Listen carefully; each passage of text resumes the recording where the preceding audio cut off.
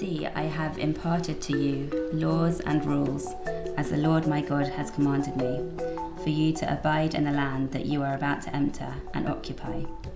Observe them faithfully, for that will be proof of your wisdom and discernment to other peoples, who on hearing of all these laws will say, surely that great nation is a wise and discerning people.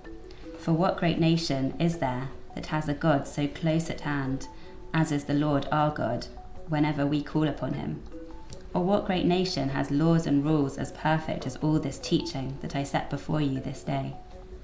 But take utmost care and watch yourselves scrupulously, so that you do not forget the things that you saw with your own eyes, and so that they do not fade from your mind as long as you live, and make them known to your children and your children's children. We looked at the Hebrew text, and Miriam read it in Hebrew because that's how she would read it in her own worshipping community, and then she read it in English because lots of us don't understand Hebrew. And then Daniel explained a little bit about why he picked that text and how it functions within the liturgy, Jewish liturgy. And that, in a sense, was just his taster for us to begin to engage with the text in its bigger context. The way the verse starts, the passage, is the word see. Mm-hmm. I mean, what is he trying to say? As if he's trying to justify for something, or they expecting something from him. So he's telling them, see, look, I have now the rules and the laws. Maybe they didn't believe him. The book of Deuteronomy, Devarim, is it has lots of phrases like this, and the most famous one is in the passage which becomes the Shema, one of the most important Jewish prayers, and the word Shema is hear or listen, and it's a kind of it really uses your senses, see, listen, and hear. You know, it's very immediate and present. This is something that's real. Wisdom is also about seeing things, but also learning from it. It's also having something in your mind, but also practical. So you have rules, but the wisdom is not only to have these rules, but also to apply them to your life, to daily life. Mm-hmm. And also, like here, the fact that there is the fact of transmission. So make them known to your children and your children's. The laws and rules, it says, for you to abide by. Actually, it then goes on to say, for that will be proof of your wisdom and discernment to other people. Mm-hmm. And actually, it's your modelling of that law that is something about that wisdom. It's not just the obeying of the law. There's a modeling. The people model the commandment and the laws to other peoples, and then you're also saying they model it for their children as well. Yes. So that the children are the foreigners who then and that's the role of seeing. You know, you see. So when you see, you learn, and then you pass that. Seeing is repeated many times here. See, saw, and also hearing, all these. Really interesting questions about what is wisdom and how do they demonstrate this wisdom to the people that don't know the laws that they're keeping, and does the wisdom come because they follow the laws or because of their relationship with God?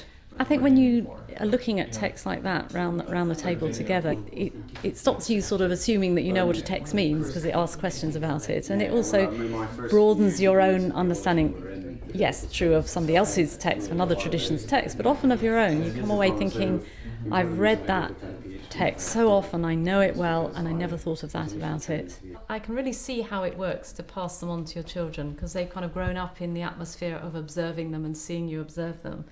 But I had wondering how observing these commandments that are unique to Israel actually is proof of their wisdom to other people that haven't grown up in those commandments. But how is that going to work? What is it about them observing them in their context that is going to make everybody else think that they're wise?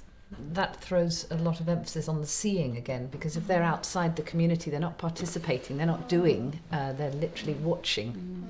Well, although in this case it says who on hearing of all these laws. So in this case they're maybe hearing. Okay. there could be some sense of distance learning in the sense that they're it's interesting. There's something about the laws that convey wisdom and understanding, but without having to see them in depth. If it's obedience to a set of rules, and I'm imagining that the contrast to that would be a kind of anarchy. It says here it's the observing them faithfully, that's the proof. That does make it sound like it's the faithful commitment. But I think if we also look later on, when the other peoples would say in verse 8, what great nation has laws and rules as perfect as this teaching? Part of it is the faithful keeping, but it seems there could be a sense that if it were faithful keeping of unjust commandments, other people wouldn't be so impressed. Also, the verse before that, in verse 7, it says, "For what great nation is there that has a God so close at hand as the God, as is the Lord our God whenever we call upon him?" So it's maybe something, it's not just to do with the practice of the people, but also to do with how God has had a relationship with this people through history. So maybe it is going back again to the splitting of the Red Sea or the revelation on Mount Sinai. There's some visible presence of God in the life of this people. Actually, what the text does not say is what is wisdom, what is considered actually wise. Is it to believe in God? Is it to just follow the laws? Or what is it actually? It says the nation is a wise and discerning people. It's sort of, is there something in the communal element that are they wise in their social interactions? It doesn't say each of the individuals is wise, but maybe they're wise in the way they come together as a community, potentially. It's Something elsewhere, I think it might be in the book of Proverbs, doesn't it talk about the fear of the Lord being the beginning of wisdom? right. And I wonder if, in a way, if that's the starting point, because in a way that's the starting point of the story of the people of Israel. It has to do with their relationship with God. It ties in with that relational thing that is to do with the relationship with God. Yeah. We should probably wind up, if that's all right, and move on to the New Testament text. Scriptural reasoning is about recognising and understanding our differences, and that is really, really important. We don't want to read our scriptures and look for all sorts of common ground between us. For a start, we don't even think scripture is the same thing. We understand scripture differently, we read scripture differently, we interpret scripture differently, we have different levels of freedom within which we can reason with scripture, and we don't want to knock each other in the ways that we're familiar with. We just want to learn more about each other's practices of reading.